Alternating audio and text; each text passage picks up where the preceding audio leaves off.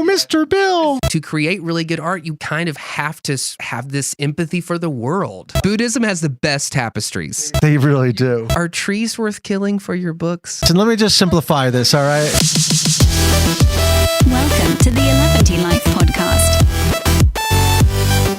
What's up, 11ty-lifers? Matt here. Man, I'm so excited that you are here right now, about to share some time with us. Hey, we have a ton of things going on this week, specifically here at the Rock Candy Recordings Studios in Asheville, North Carolina. One of them being that the studios are done. So that means that the very first project that we will begin work on in Rock Candy Recordings is the B-sides to our album Rad Science. You guys, the 11ty fans and 11ty family community, made this one of the most successful releases that we've ever been a part of.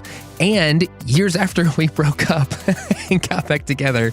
So it means an awful lot to us. We are compiling songs now for the Rad Science B-sides release. It's going to be songs that did not make it into or onto the album Rad Science. Some remixes, maybe some acoustic songs. And guess what? It's free to every single person who backed our album Rad Science on Kickstarter. So stay tuned for that. We will have more information headed your way very, very soon about that project. And hey, if you have a name, if you have a good idea for a name for the Rad Science B-sides EP, then tell us what it is. Hit us up on Twitter, hit us up on Facebook. Let us know what you think we should name the B-sides EP, and the punnier, the better. We can't wait to hear your thoughts on that. Hey, one more thing before we get going with today's show. A huge, huge thank you to all of the awesome feedback we have gotten from our Solo Button episode. This is the last episode that we put out right before this one, where we sort of deconstruct one of the tracks called New Rock Bottom from our album Rad Science. And it was a really, really fun episode to make. I loved diving back into those sessions, and it sounds like you guys are really loving it too. So we have at least three or four more of those types of episodes in the works. I love deconstructing tracks. I love hearing your thoughts about it. I love watching people deconstruct their songs and show all the different individual parts that make up the songs and the albums that we love and that become the soundtracks to our lives. So yeah, if you have a favorite song that you want to hear deconstructed from Rad Science on the 11ty-life podcast, let us know. We're kind of tallying up all of the recommendations from social media right now. So you all have a very, very strong voice in the content that actually ends up on 11ty-life. So yeah, love you guys, love the feedback, and we're gonna keep doing what you're asking for. Hey, we have an awesome show today. I was perusing through Barnes & Noble about 3 years ago, and I came across a book. It was called Zen and the Art of Mixing, and it was such a fun read. I'm pretty sure I blew through it right there in the store.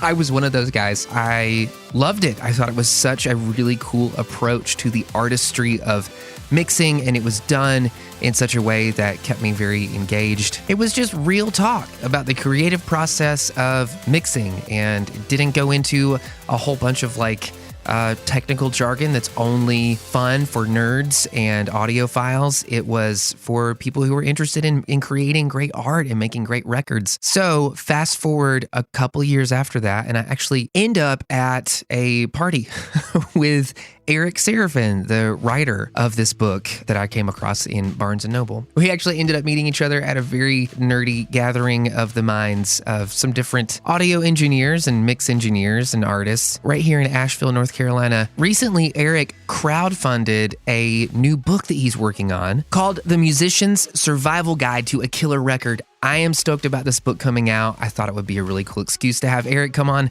the podcast and talk about the origin story of this book, why he's writing it, what he's including in the book, what you can expect from it. So just a heads up, this is going to be a whole lot of audio production talk, and we get into a little bit of Eric's origin story, how he got started, and how he ended up becoming Mixerman. He stopped by Rock Candy this past weekend, and we had the best time together. Anyway, let's go ahead and start the episode. For those of you who are already a fan of Eric's work, I'm going to put a link to his new book in the show notes, so you guys can go ahead and check that out now.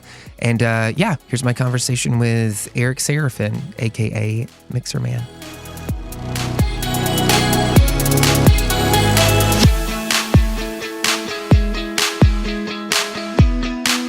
I feel like everybody that comes into the studio has some sort of mic stand issue. I don't know why we just don't replace that mic stand. It's God, that's so terrible. This thing's terrible. Awesome. All right. And we use the off-axis technique on top of it. There we go. Okay. Yeah. Get super sciencey about it. Okay, so I don't know if you've listened to the podcast before. No, I'm totally unprepared. Okay, cool.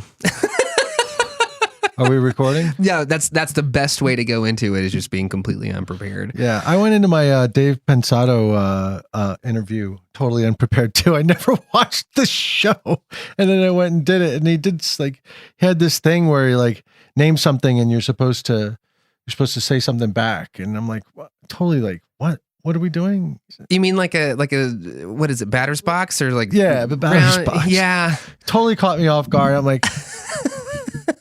I probably smoked too much weed the night before, so I was really just taken aback and not really able to react quickly. So yeah, that's crazy. Anyway. I didn't know that you ended up on a Pensado episode. I feel like I watched his show for a little bit. Number 67, Pensado's place. That was a while ago. Yeah. That was probably 2012. Was that fun? What's the studio like? It looks like it's just a big green screen. No, I can't tell if it's real or not. Or no, it was real. Okay, it wasn't green screen. It was at a community college. Oh, that's awesome. So they had several rooms, and they had that room, and they had all the equipment and everything, and so they were running the show out of there, and then the college kids got to produce it. And what's do all his that manager's name?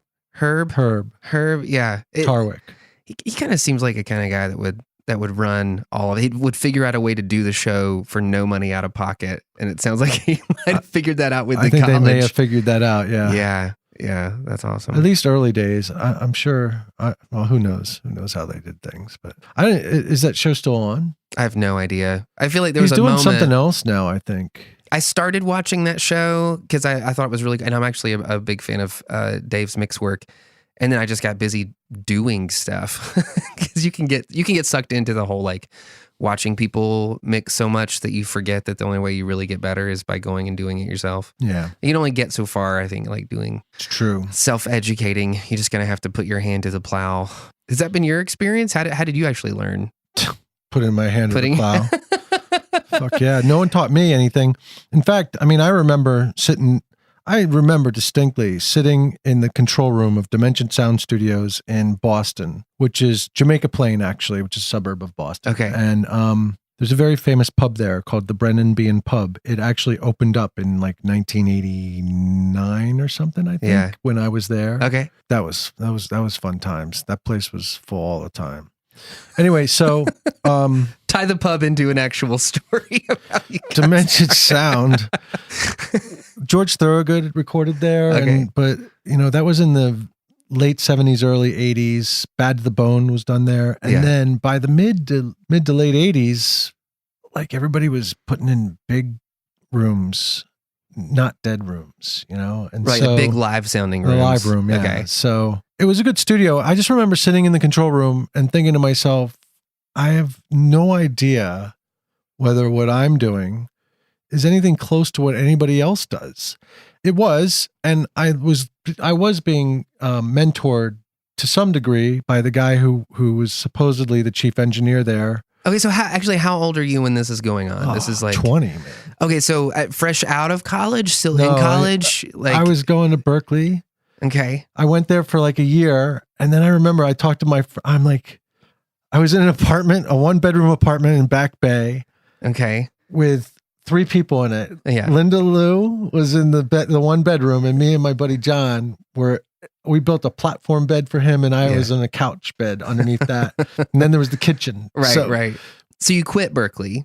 No. You didn't. You were going to Berkeley. I'm writing music in that apartment. That's why I'm bringing it in here with MIDI and stuff. And I'm like, man, John, I need to be able to record my shit, man. So you like started out as a musician. You were like in bands and okay. I was in bands at Berkeley and stuff, and I was taking all the core courses like ear training and harmony and stuff like that. And then I was taking songwriting classes, which were really, really helpful as a producer, because they define, as a songwriter, if you're a good songwriter, you do all this stuff innately. But when you start to define the tools that songwriters use innately, it becomes very useful as a producer, because then you can pull those tools out, or you can determine why a song is falling flat at a spot or whatever, and you can do quick fixes. Did you have a lot of friends who were writing songs at that time as well, or?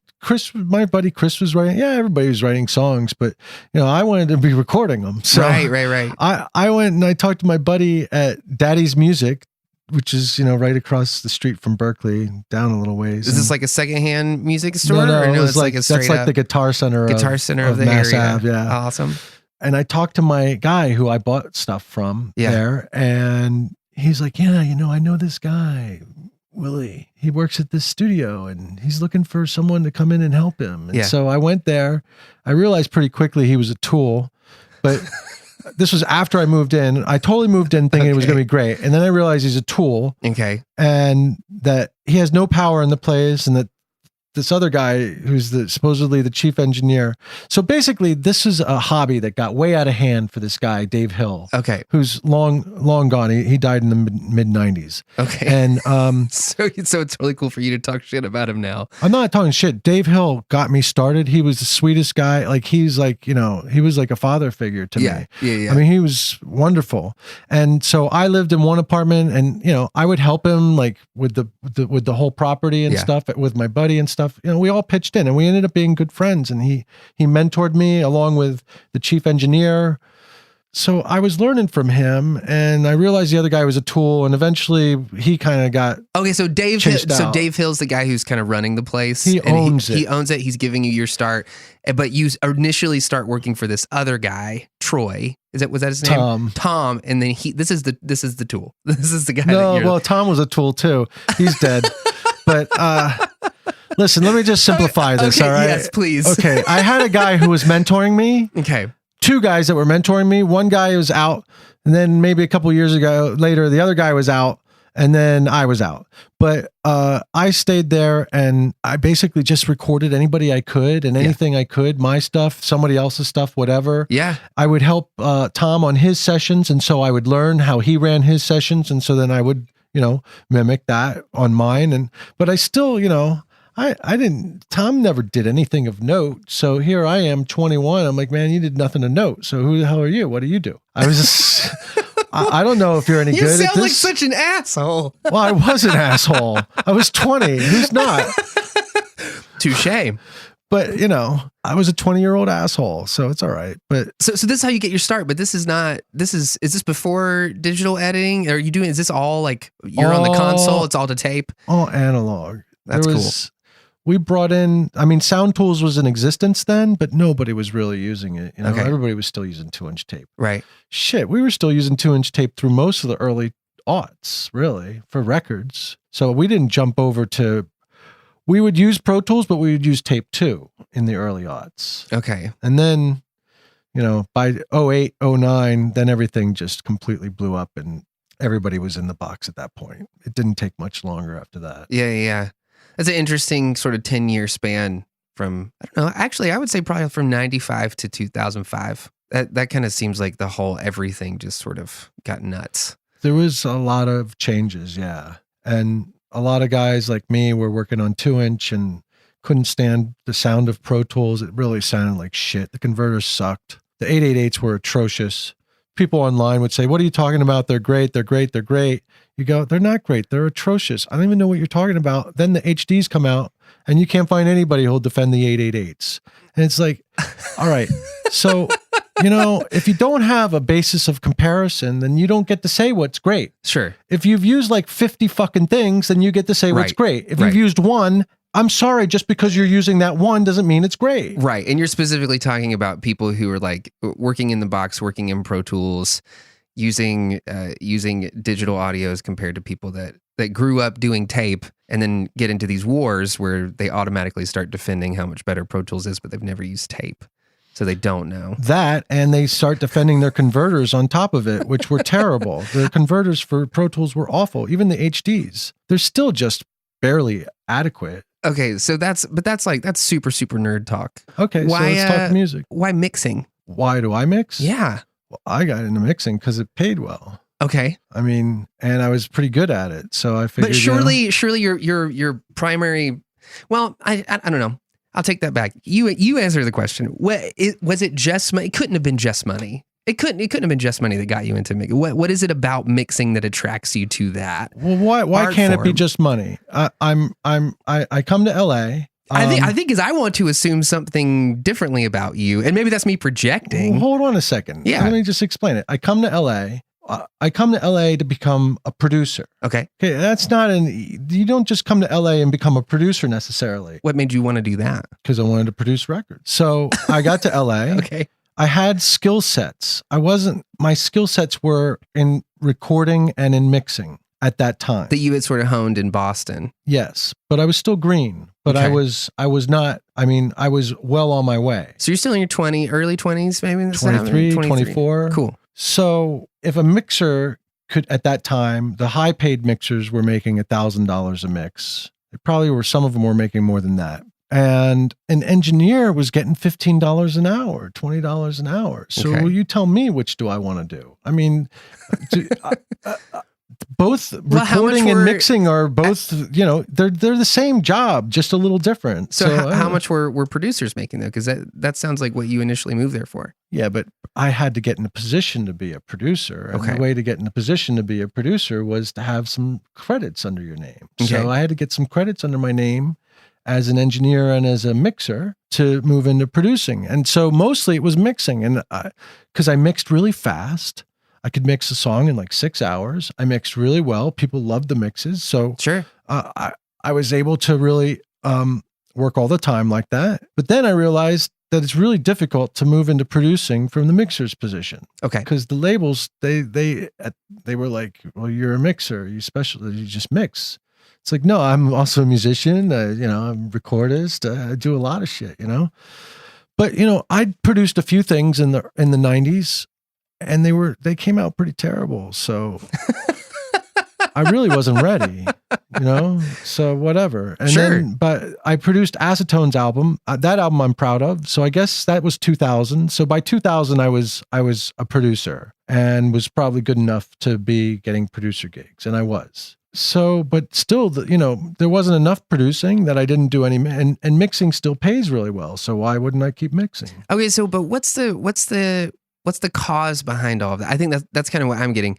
For instance, I produce because I love taking raw material or raw ideas and pushing it together, playing with it. It almost feels like Legos in my mind when I'm looking at it, like either writing a song or producing a track or like trying different things out.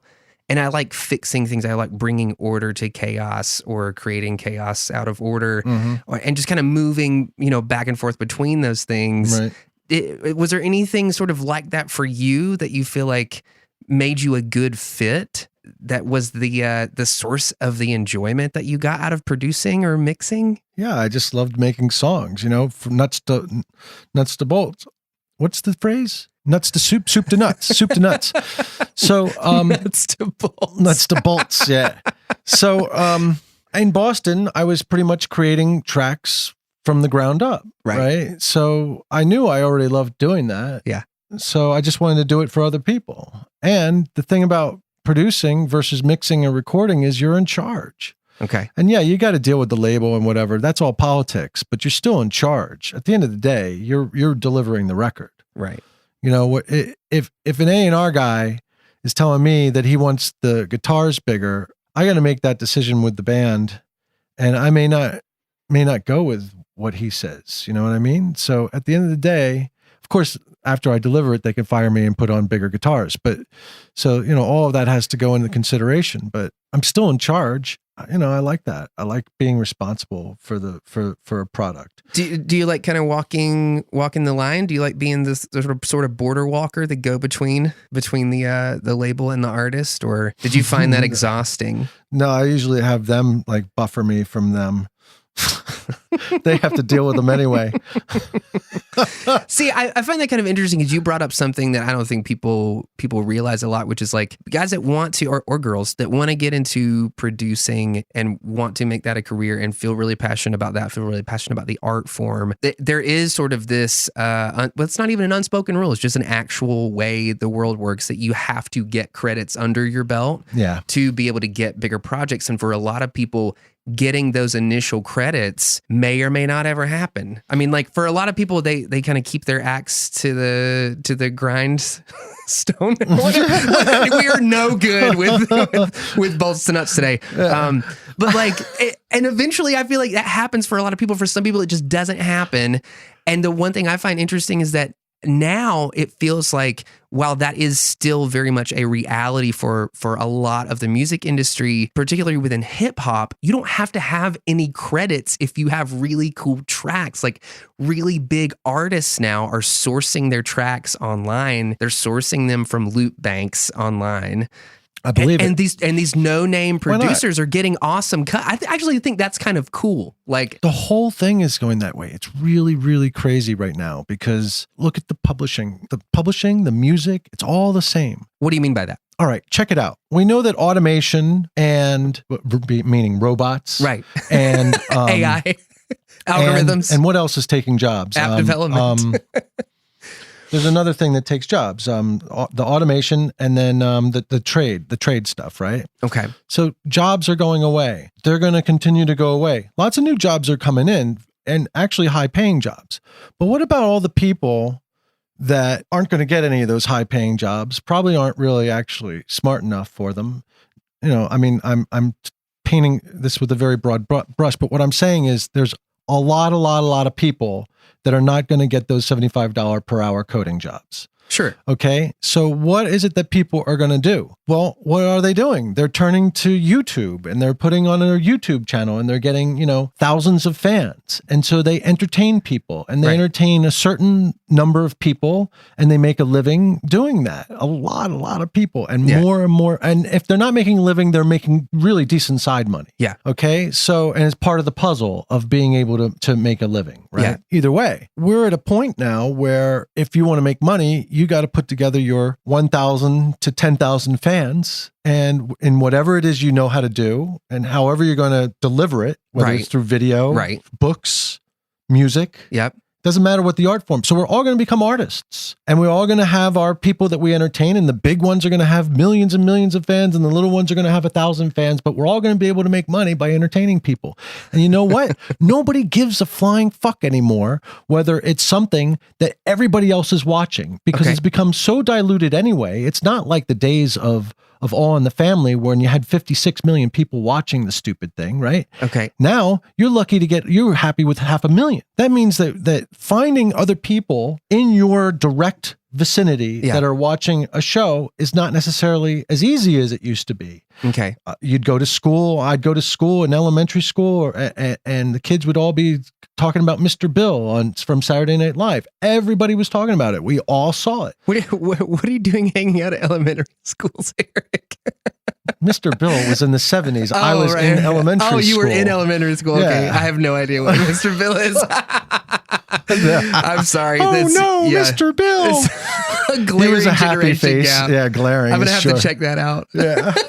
Mr. Bill. So my point is that it used to be that if you were not beloved by millions, it was very hard to find fans because people wanted to feel connected to other people. But now, because of the internet, there could only be 500,000 people that like something, and I can find them easily because some group will pop up here. There'll be a couple groups. And so then all the people that have that same interest as me and who have that same thing to talk about as me, okay, so I can get online. It sounds like you are a firm believer in the level playing ground. And in the cream rises to the top, and in no, the cream doesn't necessarily rise to the top in this model. Okay, the better marketers rise to the top. Okay, some cream will rise to the top, but this is all a game. It's all an email game. Learning how to email people, that's like a fucking thing, man. You got to be able to. You need to be able to email people every single day and not have them get pissed off at you. So are you talking about specifically content creators, like?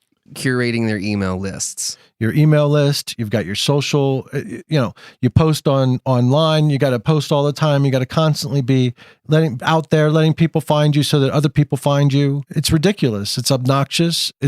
It's terrible, but it's how you got to do it. I have enough fans where I can put my shingle up and people will find me. Right. But if you're starting from scratch, it doesn't work that way. You got to really dig and find people and get fans one at a time and build that thing up. So speaking of digging, you got into Berkeley. Were parents proud of that? Probably. They didn't want me to go to Berkeley though. What's that look like? Well, Mom and Dad. My mom wanted me to go to Rutgers, so I went to Rutgers for a year, and after the first semester, I'm like, wow, Kenny Barron is an amazing piano player, and I'm never going to be an amazing piano player, so why am I here? And so I called my mom right before the Rush concert and told her I was going to Berkeley, and she was like, no. I'm like, well, I'm going anyway. You can't stop me. Were you close with your mom?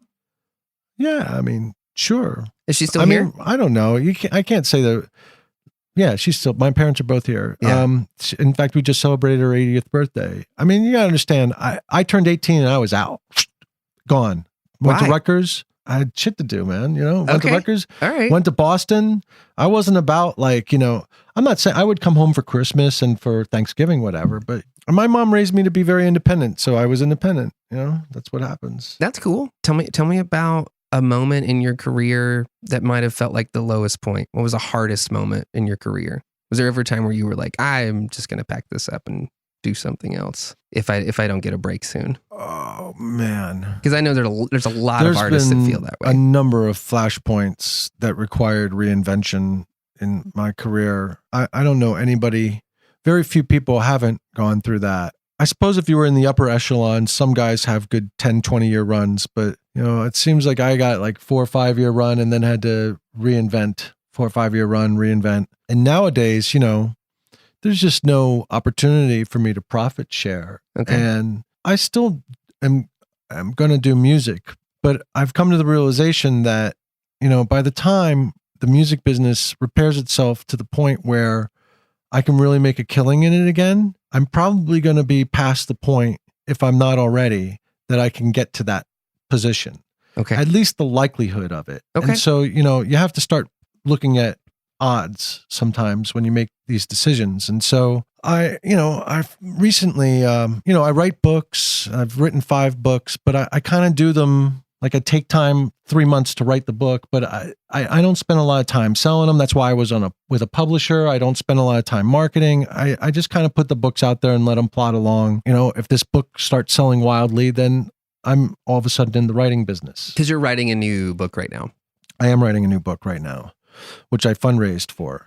How did that feel? Because everything else that you've published up until this point has been with a publisher. There's probably an advance involved. Right. And so I find this kind of interesting because I feel like there's a lot of similarities to what artists are experiencing. We were with a label and then ultimately had to figure out how to do everything that the label had done whenever we decided to go independent. Right. And there is a lot more freedom and there's a lot more ways of sort of making money, but it is a lot harder. Your resources are a lot thinner.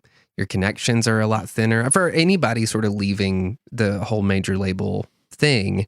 And I kind of feel like that, yeah, there's got to be some similarities there that you experienced. There are a lot of similarities, but to me, the first things that pop into my mind are the differences. And one of the differences is, write a book. I just need a computer with a word processor to make a record. You need space, you need mics, you need equipment, you need, time. Yeah. Well, you need time for the book too, but you need know-how too. And you can actually write your first book and have it be a good book. Yeah. Because we have a decent education system. My first book I put online and I'm still proud of that book. So, what was the very first book that you put out? The Daily Adventures of Mixerman. Daily Adventures of Mixerman. Yeah. That's a satire. I was posting that every day, 1 post a day, 5 days a week.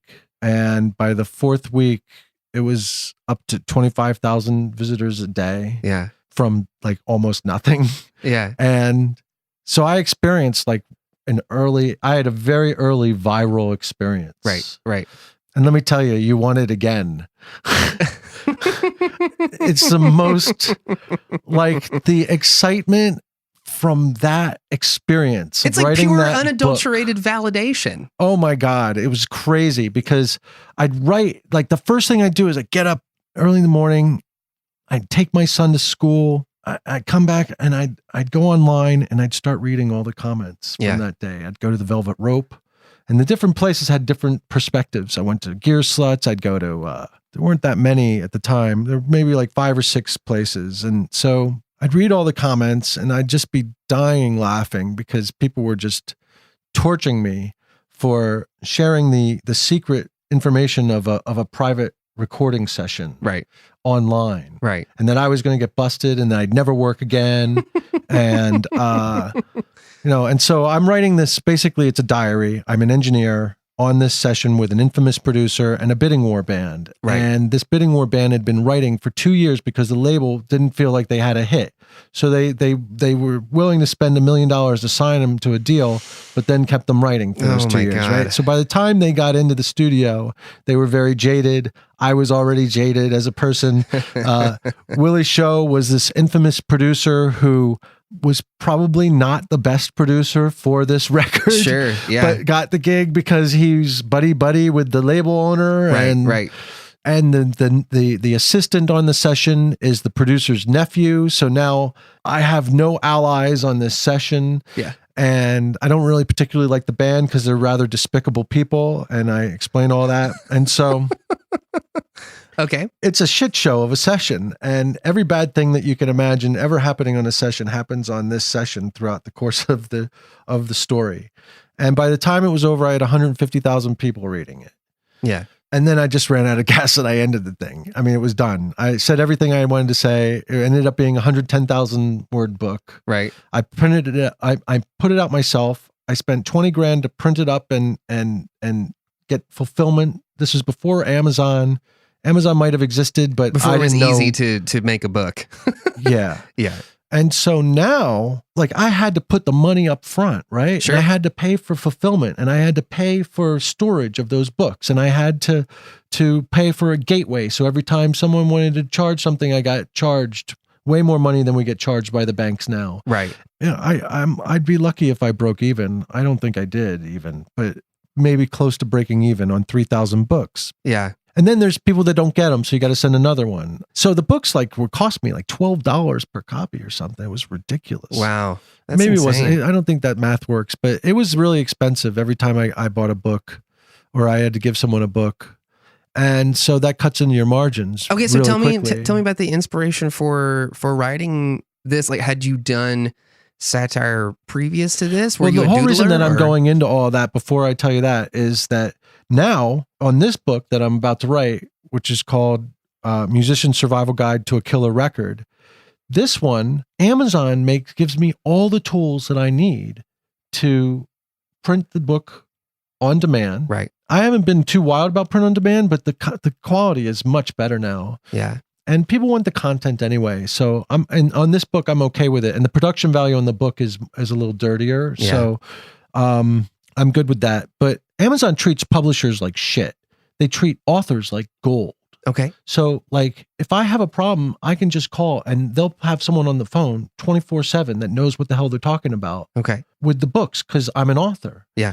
So for me now, it's so easy. I don't have to put any money up front. Right. I fundraised for it because I didn't want to do it with a publisher, but I do need to subsidize the 3 months that it's going to take me to write it. Yeah. So I've got the money for that now. I can continue to sell the book as I write it. Right. I can load the book into Amazon, get it all designed the way I want it. Then anytime someone orders it, they just order it, gets printed, it gets sent anywhere in the world. Yeah. I get a way bigger royalty rate, and I can do it on Kindle. I can even distribute the book to other vendors now, like Barnes and Noble. Sure. Yeah. Because I'm not a big publisher, I have a lot more maneuverability. So I can call and I can make deals with companies, with manufacturers and say, hey, if someone buys this amount, let's give them a book. I can maybe try and get the book into Musician's Friend and Guitar Center. These are all, ideas that I have that I'm going to do. So my publisher would never do that. They just put the thing in the stores and, they have their system, but they just plot along. Okay, so that's a little bit like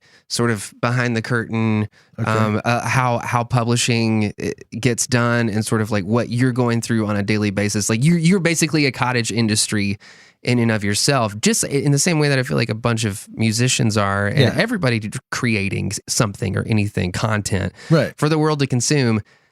Why write this book? Like what? Because musicians need it so badly. Tell me why. Because I go online and I read all these groups, that are supposed to be for audio engineers, and you read the questions, and these are not questions, and you read, and worse yet, you read the comments, and it's so obvious that these are musicians that are just kind of learning how to record, to try and supplement income so that they can get better at their records, whatever. And I'm just here to tell you, okay, if you want to supplement your income, that's one thing, but chasing being an audio engineer when it comes to creating music is a fool's errand. If your only job is going to be to record, then you want to focus on what all the different mics do and which mics work with which mic trees and which compressors work with this, and you want to know all that stuff because that's your only fucking job. Sure.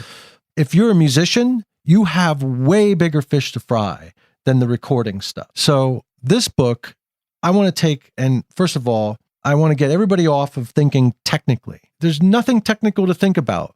Gain staging, keep it out of the red. It's really that simple. Keep it out of the red and you're okay. Okay.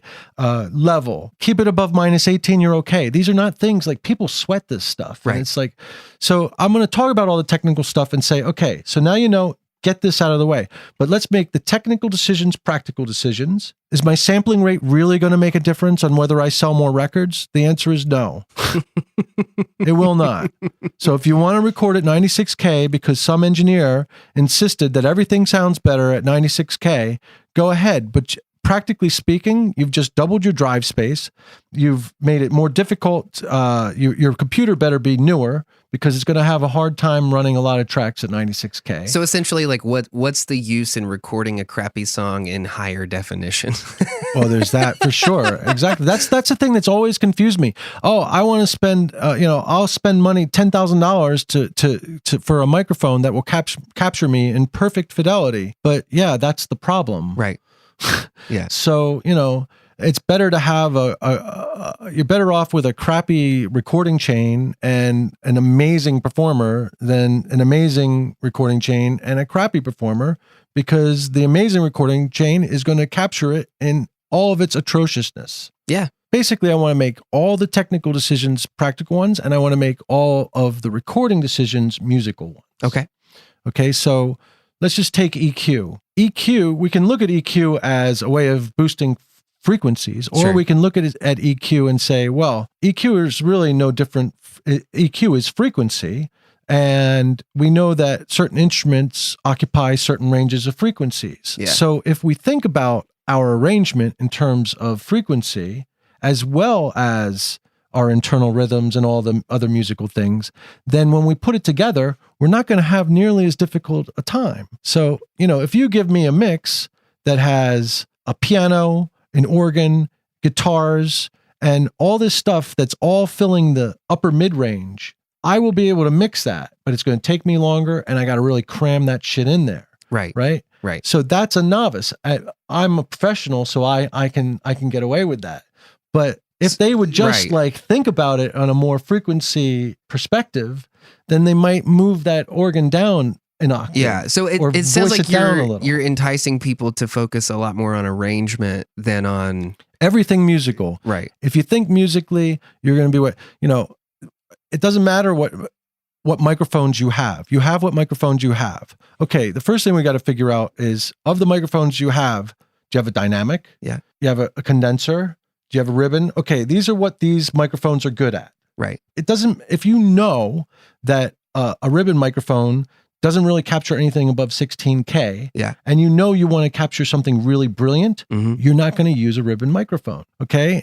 If you know that you only have one microphone for the overhead and you want to capture a really, really good image, or two microphones and capture a really clear image, a small condenser is really good at capturing off-axis information. Therefore, the small condensers are probably the best choice for that situation. Okay, so this is the kind of information that you feel like... I'm going to break it down completely to just the basics of how you should think about what microphone you want. So then you don't have to think about models or anything else. Yeah. You don't have to think, well, what would someone use to record this?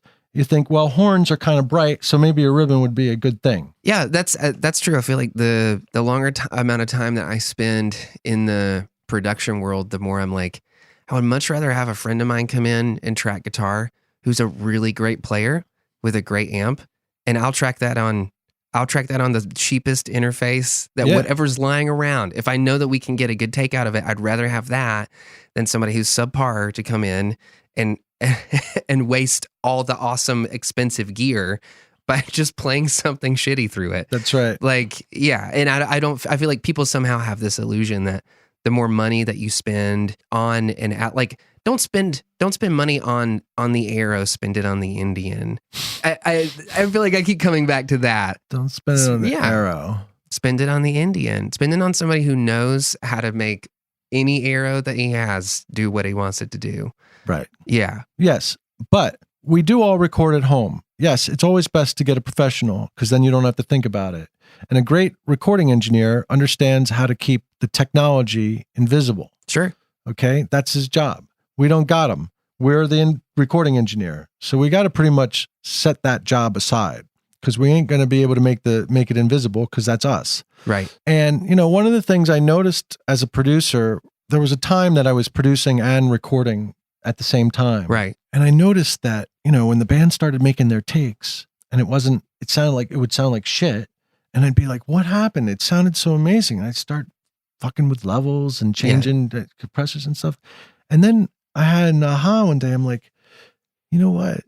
I shouldn't touch anything because when it starts going south, it's not a sonic issue. It's a performance issue, but it manifests as a sonic issue. Right. Part of the reason that it manifests as a sonic issue is because that's the headspace that I'm in at that moment. So I realized I got to get myself out of that left headspace. Yeah. Stay in the right headspace because anytime I'm in that left headspace, bad things are happening. Right. So the right headspace is the creative whole headspace where you're looking at the whole picture and you're feeling the music. And if you start to feel the music, it becomes you don't have to hear the music anymore. If the difference between an MP3 and a wave, if you switch back and forth between an MP3 and a wave, it can be difficult to discern the difference. But if you listen to the wave and then you listen to the MP3, it's really obvious the difference because you feel the stuff that's missing. I can totally hang with that.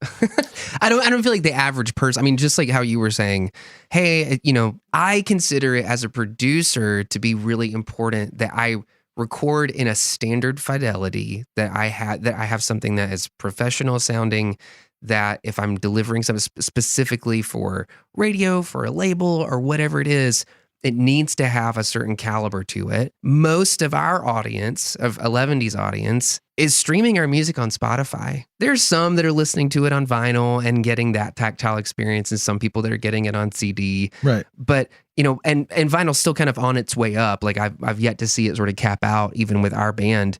Most people are listening to it on Spotify, and they're not doing like the hi-fi Spotify. They're just like the $10 a month or the student account. And it's like, they're deriving that kind of enjoyment from it. People that are listening to it on vinyl are deriving a completely different sort of experiential enjoyment from it. None of them, I feel like, give a shit what resolution we recorded in. They don't. Unless they could hear the difference, and most people can't. They can't. Most people can't, and they certainly can't in the environments that they're in. You know, if you're listening to something on Beats and it's already got good bass level on it, you know. So where's that line? What's the important thing? Is there like a, I don't know, is there sort of a mantra that people get hold on to? Like, this is important, that's not. How do you straddle that fence of like, yeah, it is really important that you do really great work, and that you know what, spend 30 minutes, go on Spotify or any of them, go on Tidal if you want, it doesn't even matter. Start picking modern songs and then start thinking about songs. Make a list of like 10, 15 songs, different genres, and then start comparing them. Sure. It's all over the map. You start referencing material and you start listening to different records, there is nothing that there isn't precedent for. And we're talking hit records. Sure. Yeah. Known records. Okay. So no, none of it matters. We're making art. If you make art, what matters is that you are able to garner a reaction. It's the only thing that matters. That's what we're all trying to do. We want to get a reaction. If we get a big reaction, then we sell a lot of records or we sell a lot of books. If we get a small reaction, we don't. So if you're a hobbyist, that is boiling it down to the wishbone. If you're a hobbyist or if you're just like a person that has a day gig, but you love making music and stuff, you're not making it for yourself. You are you want to get a reaction from the 100 people that you're going to play. You're making it for an audience. I feel like people forget. I feel like I forget that sometimes. Yeah. Like it's really easy to like nerd around in the studio and start to have so much of your artistic output just sort of be unabashed self-gratification, and then you forget the artistry is in expressing something and helping facilitate an emotional movement in someone else. And if you constantly lose sight of that because all you can see is sort of your tunnel vision of like your creative process and what that is for you, I feel like to create really good art, you kind of have to have this empathy for the world. I mean, would you agree with that? Absolutely, of course. Well, listen, if you make a piece of art that's so unique that no one on earth understands it, do you see what I'm saying? So my point is with that is we are always building in incremental ways on what came before us because we can't fathom something that we've never heard of before. The Beatles are probably the closest thing ever, and even they were an incremental change. Right. It just happened to be a mind-blowing incremental change. And we're still operating from that mind-blowing change today. Okay. To some degree. So we're working within limitations. We're working within 12 notes. We have scales. There's certain notes that work with other notes. I mean, there's rules. There's only so much spectrum within. Yeah. So no dog whistles. If you can't find a record where you can say, well, this is the panacea of sound that we can all agree upon, then sound doesn't matter. I mean, that's a really broad statement. Okay, let me put it another way. I feel like what you're saying is just because we can't all decide on a standard, it doesn't. Okay, we shouldn't have any. So if I make a record and it's a hit record, people love the song, but they don't have access. They're on an island. They don't have access to that song. Sure. Will they? Wait, how did they hear the song? They don't live. Okay, so people are in the U.S. They love a song. Right. They get on a plane. There's a crash. Yes. Survivors. Okay. You're on an island. I love it. But you have like a Walkman or something. Maybe that's too far back. This is like a fucked up version of Lost for audio files. It's a fucked up. So, but all you have on that is you have a song that you hate by the group that did the song that you love, and then you have the song that you love performed by someone else. Yeah. Which song are you listening to? You're not going to listen to the song you hate. Yeah. So where did the fidelity matter? If it can be done, if 8,000 people can record that same song and I still love the song, where the hell is the sound? Okay. Yeah. I think that does makes the song a clearer still, point for sure. Does the song still cause me a reaction? Yeah, it makes me cry, it makes me laugh, it makes me whatever. Yeah. It gives me goosebumps at the big section, whatever. Yeah. The sound doesn't matter. Yeah. The sound's irrelevant. The sound is going to be there anyway. The sound's a vehicle, but music is organized sound. Do you feel like it's that's not what just you're sound? Do you feel like that's what you're chasing? What is a good kick drum? What can you define a good kick drum to me? I can define one for me. I can define one for what's happened, like what a pop punk kick drum should sound like, what a heavy metal kick drum should sound like, what a 70s rock kick so you're should saying sound that, like. okay, so what if I have the heavy metal kick drum, right? Sure. Which sounds great on the heavy metal song. Okay. Now we're going to do a put it in a hip-hop Beatles song. track. Yeah, okay, a hip-hop. Okay, so now we got that track on our hip-hop song, that kick drum on our hip-hop song, and you and I are both going, that sucks. Right. But that same exact kick drum was fucking awesome on that metal song. Yeah. But now it's shit. It's the same exact kick drum. So where is the sound? Tell me. The sound is only in the shaping of the production that we're making, and that's artistic. Sure. But, knowing how to shape sound, everybody can listen to that tappy kick drum with no low end, and say, well, that's great for metal, but we would never want that in our hip hop track. So we're just tone shaping at that point. Yeah. So, okay, tone shaping. Well, first of all, what am I going to do? I'm going to take off that top end. I'm going to distort the shit out of it. I'm going to add like 50 dB of low end. Right. Now I got my hip hop kick drum. And no room for anything else, apparently. With a 50 decibel Maybe boost. 50 dB was a bit much. But I don't think my EQs go that high, but you know what I'm saying. I love it. That's awesome. So this is going to be the thesis for the entire book, which is, we'll talk about the microphones, we'll talk about the EQ, we'll talk about the compressors. I'm going to give you really crash courses on how to operate these things. But most importantly, I'm going to give you a crash course on how to think about them. Okay.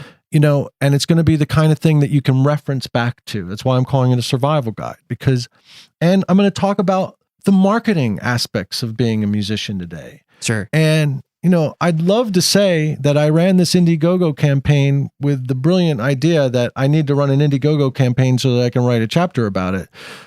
I didn't, but I realized after running it, it's kind of an important thing to put in the book. Right. If it's a musician survival guide at this point. Sure.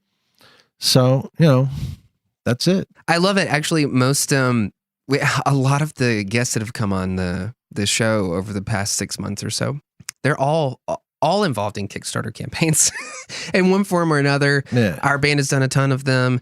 I feel like the way people are crowdsourcing is also changing. I feel like we're watching that evolve. And how is that evolving? I think that it's becoming way more experiential. I feel like people are at least in my experience, like you clearly funded the creation of this new book that you have going, and you kind of set out to do that, and you knew what you were willing to give up and what you weren't willing to give up, and the kind of work you were willing to put into it, and then what just doesn't work for you. And you made all those decisions. What we've seen work with specifically musical crowdfunding, because I've never done any other kind, is that people tend to want undivided attention. People want something special that they can't get anywhere else. People want an experience with you. They want time with you. They want a conversation with you. Right. They want a shared experience with you. It's almost like they're already sort of connected to your artistry in some way, and they want to be able to spend some time with the source of where that artistry came from.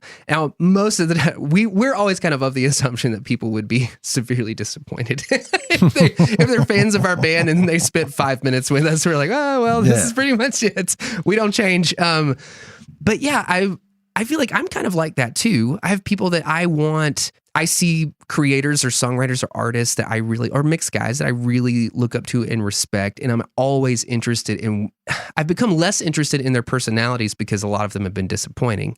I'm more interested in their approach to creativity, because I feel like that's something I can always appreciate and gravitate towards them, regardless of whether or not they disappoint me as a person. Right.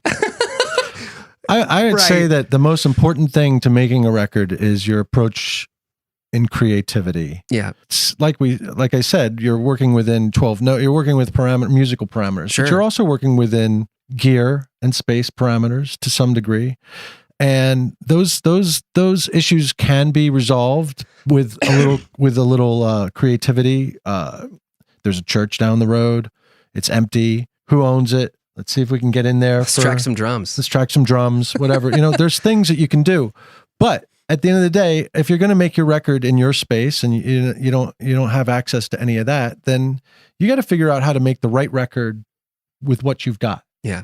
And that's where the creativity comes in. That's where the vision comes in. Because, you can envision a Bob Rock, Metallica style record. Yeah. But you ain't going to get it in your bedroom. So, okay. So if it's in that vein, if it's in that genre, then you're going to have to really consider what can you do to make it unique. Yeah. It's going to be unique. Sure. Because it's not going to fit into the normal genre trends. Yeah. Right. That's not a bad thing. That doesn't matter. You can follow the trends or you can completely ignore the trends. Right. You're just going to have a completely different record is all. All that matters is whether you like the record in the end, right? Yeah. So it's a matter of addressing expectations. If your expectation is you want your record to sound like Metallica and you're programming it, I'm sorry, it's not going to sound like Metallica. Right. So we need to understand that. Yeah. I just want to just run back now. You got me on that, but your whole experiential thing, Yeah. I realized after the first 2 days of the campaign, Yeah. that is exactly the nail that I needed to strike on that. Sure. Not so much on the perks, because you and I talked and you were saying, talking about the experiential perks. But like I told you, I don't want donations. I want people to buy books. Right.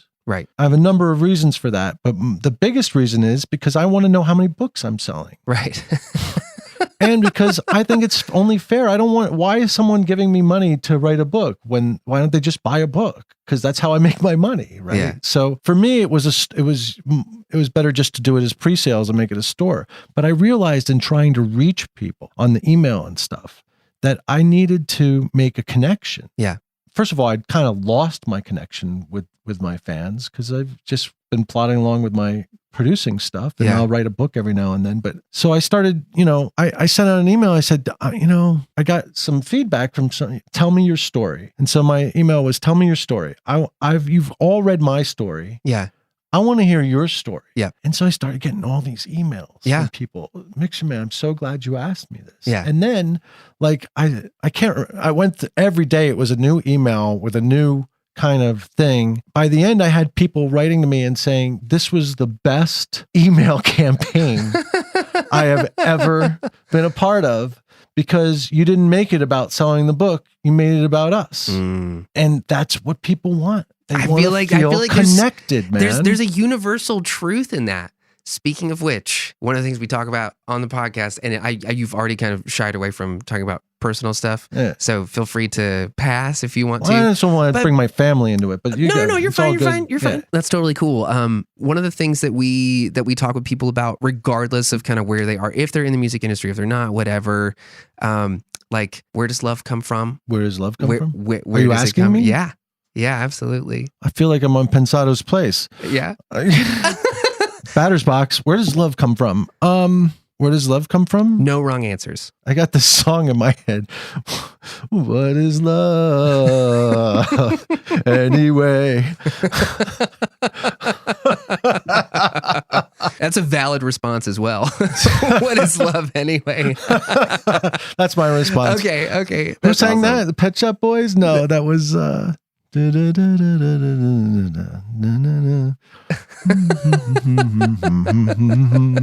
from the 80s. You don't know the song? No. You know the song? No. And I'm actually a huge 80s pop rock fan. I should know. I don't know why it's like not. I feel like you and I've had a bunch of conversations, but I feel like we never get to spend this much time consecutively with one another. Right. Are you a religious person? No. Did you grow up in a religious household? No, not at all. Never went to church. Yeah. As a kid. Never. No. I think that if I was anything, I'd be probably closest to a Buddhist, because, the basic, and believe me, you couldn't even say that I dabble in Buddhism so fairly. So just, Did you find a small Buddha at TJ Maxx and you were like, yeah, I really dig this. So, because I like the tapestries, man, and the incense. So Buddhism has the best tapestries. They really do. You can quote me on that. Ganesh, I love Ganesh and Lakshmi, and so in the Buddhist religion, if we're going to break it down to being almost insultingly simplified, God comes from within. And so, my argument is always, why am I going to give God credit? I did it. Okay. But there are times that I feel like I have no idea where shit comes from. So, as much as my ego wants to take credit, I'm like, I really don't know where the fuck that came from. That was really good. I'm so glad it happened, but I will never be able to explain it. And that happens all the time, right? So we got to assume that God comes from within. So I guess I align myself with Buddhism. I feel like we hit on that in the podcast so often that we're and Davey and I talk about this a lot, where it's like the most spiritually profound thing I feel like I could ever say to someone is, I don't know. I just don't know. So is there a God? Not one that involves himself in our day-to-day lives. Okay. We may be a petri dish that some being has set down to allow for things to grow. Okay. But what makes you think that? I don't think that. I think that that's a possibility. Okay. I think that You sort of I gravitate kind towards of that? gravitate towards the whole multiverse thinking, but that still doesn't. There's still room for God in that. So I really don't know. I accept that my brain is probably too small to understand certain things, and there's probably things right here on Earth that we can't see because we're not in the position to see them. Is that part of the multiverse? I feel like I know a little bit about multiverse theory, but I'm no scientist. The multiverse basically is the theory that our universe is just a bubble, one bubble of many, an infinite number of bubbles of universes that are equally as large with equally as and it's infinite. So if it's infinite, then every history repeats itself infinite times. And so every moment there's a divergence from one universe to the other in what's happening in the history. This thing that you don't know, that you would say, I don't know if it exists or not. I don't know if God exists or not. Do you feel you're closer to whatever it is when you hear a song that moves you? No. No? No. Well, God doesn't come into my mind when I hear a song that moves me.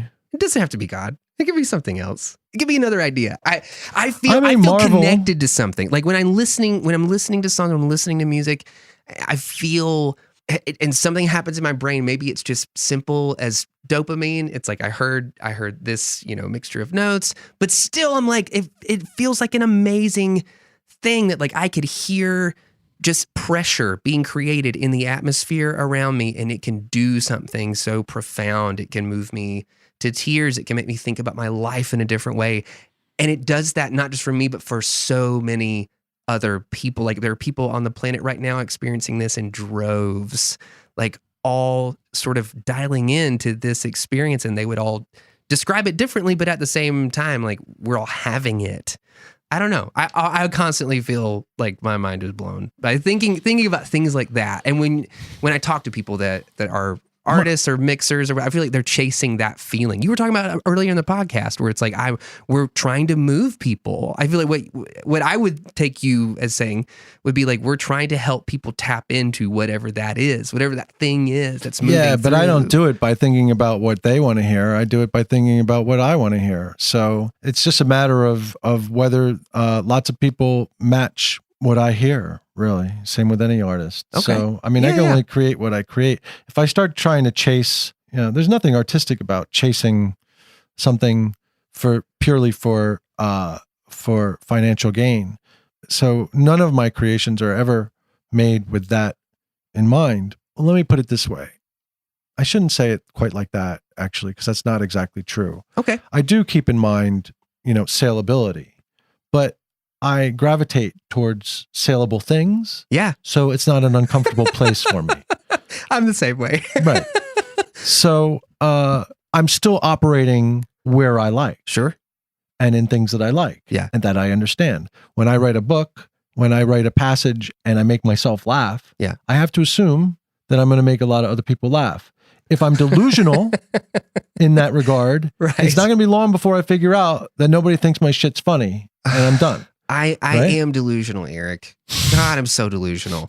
I'm so much funnier in my head to myself than I am to the rest of the world. God, it's so true. Do you think I'm delusional? Yeah, is this an intervention? You came here to let me know this. What's a Dunning-Keurig effect or something like that? Where you think that you're much better than you actually are. Like you think you're actually competent and you're like completely incompetent. Yeah. I feel like I've probably been that person a few times before. Well, so we don't have a batter's box, but we do have one question that we normally ask everybody. Okay, it's called Be One, Blow One, Begin One. If you could be in any band that has ever throughout the course of history, just insert yourself into that band and be a member. Be a founding member with all of the publishing. Up the band, though. It doesn't matter. This is your reality. Everything up. This is your multiverse. Okay. You could get to be in any band. Oh man. Two pop into mind right away. Of course they're going to be from the 80s because that's when I grew up. So I'm going to want to be in bands from the 80s. Although if I thought about the 90s.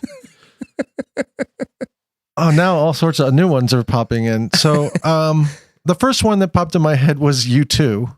That's a little basic, but I get it. I mean, I get it. You would never have to work that again. was... That's powerful. You got to remember that for me, my experience with U2 was the first time I heard Boy. Yeah. And then waiting for a year or two for the next one. Yeah. And then the next one. Yeah. You know what I mean? And so that's a completely different experience than growing up and listening to their catalog. Yeah. So you have emotional when they're ties older. to that. Yeah. And Okay. I went to shows when they were young and stuff. You Yeah. know what I mean? So, and then the other band that popped into my head, oddly enough, was the Violent Femmes. Who I've Yes. never seen live. But I think I could fit into there pretty well. I could Okay. add a little keyboard, some texture there. It'd be kind of good. Nice. And Radiohead would be cool if we're going to jump to the 90s. Are you cool enough for Radiohead, Eric? Probably not. Are you weird enough for Radiohead? I'm cool enough for Radiohead. I could have recorded. I could have done what Neville did. That's quite a claim. Okay, that's awesome. So, Are you kidding me? I don't think that's quite a claim. Okay, I'm not all right. taking anything away from Neville. Come on, these guys were just when you're in the room with greatness, you could be the greatest producer in the world. Yeah. At the end of the day, when you're in the room with greatness, all right. all of that goes out the window because your job then is just to stay the fuck out of the way. Right. So everything I that can you see that. learn about being a great producer is for the times that you're in damage control. When you're not in damage control anymore, piece of cake. Right. That's the same for all of these disciplines. Mixing, recording, they're easy when you get the choice stuff. Yeah. It's when you got to start from the ground up and you got to work on stuff that's all fucked up and you got to figure out how to do it. That's when your chops, that's when you get the strength. Yeah. Yeah. Yeah. Absolutely. Okay. So that's the band that you would be in. The next one is if you could blow up any band, either stop them from existing. It would be Or cool break to them be up in now. Genesis. Genesis would be pretty cool. Yeah, I'd like Genesis actually. All right, go on. What's this question now? I just spent more time on the question. Okay, so you have to completely obliterate a band. Either break one up now that exists, Prevent them or from prevent them from forming. the Kinks. Oh, what? Eric. Worst why? band ever. Why? Okay, hold on. Grateful Dead. Get ready for hate mail. Oh, I'm gonna get so much hate mail. It's Mixerman at mixerman.net. Right. Grateful Dead. Okay, so you would stop them, and then what is Bob your Dylan. Okay. I'd stop Bob Dylan. Oh, really? Yeah. Okay, that's American. Actually, if I was an Songbook. evil genius, I'd say the Beatles, because then I could have been the Beatles. and rip them off. Yeah, I'll just take their shit. There would still be Beatles in the world. No, I'd kill them off and become the Beatles. Okay. You gave me this power. I'm I know. using You're it. right. You're right. All You're right. right. It's not going to hold up Of in course, court, but yeah, they, that's true. of course, they predate me. So Okay, so the last one is if you could have an all-star band right now, you could start a band from scratch and Mhm. choose any player, Oh. alive or dead. yeah, Who's your all-star cast? Steve Lukather on guitar, Jeff Porcaro on drums. Okay, Who's my favorite bass player? Geddy Lee. No, definitely not Geddy Lee. Flea. Well, Flea's great. That's a little too much slapping for me. Right.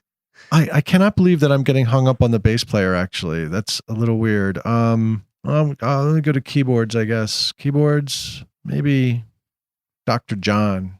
Okay. Maybe Rick Wakeman. Okay. Get Rick Wakeman. Oh yeah, we'll get Yes's bass player. Squire, Billy Squire. Nice. Okay. That'd be the shit. What Really, just give me Yes or give me King Crimson What or are give you me. doing in the band, Eric? Oh, I'm in the band. You're in the. You get to do whatever. This is your band. I'll just be another keyboard player. Maybe Auxiliary keyboard. I'll spin.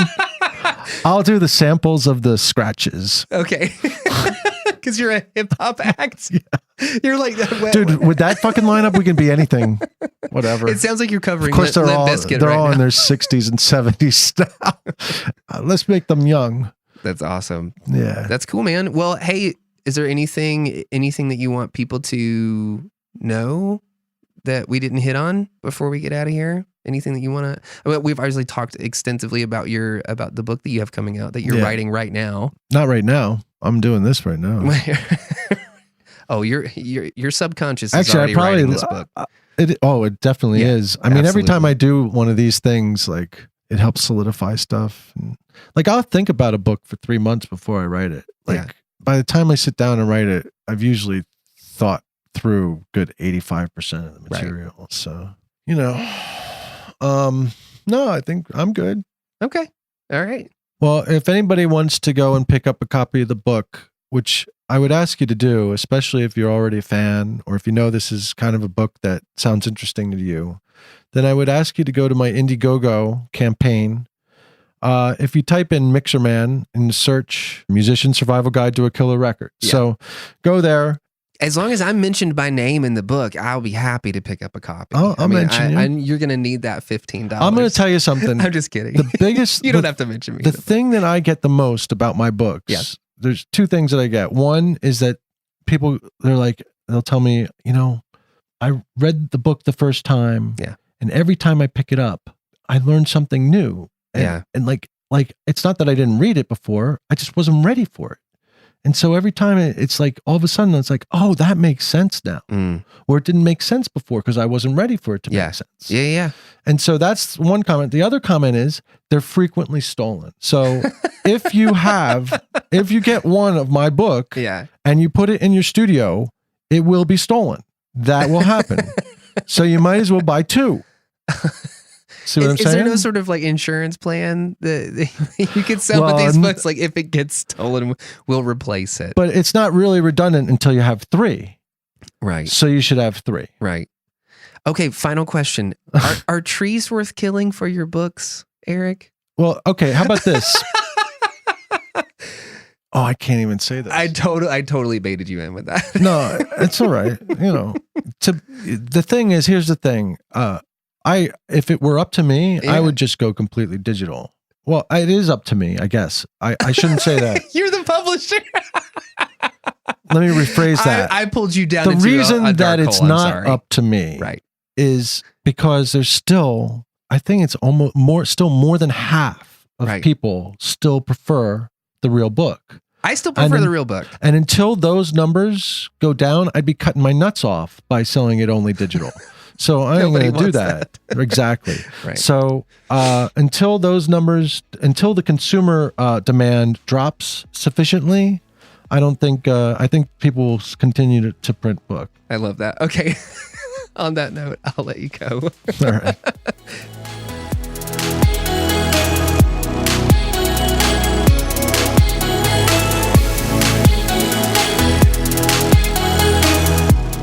What's up, 11ty-lifers? That was my conversation with Mixerman, aka Eric Sarafin, or the other way around. Hope you guys enjoyed it. Hey, let us know what you thought about the show. Twitter, Facebook, Instagram, do what you got to do. We love you guys. If you want to check out Eric's new book, we have a link to it directly in the show notes. All you got to do is look in there, and we will see you next week on 11ty-life. 11ty-life is a production of Rock Candy Recordings.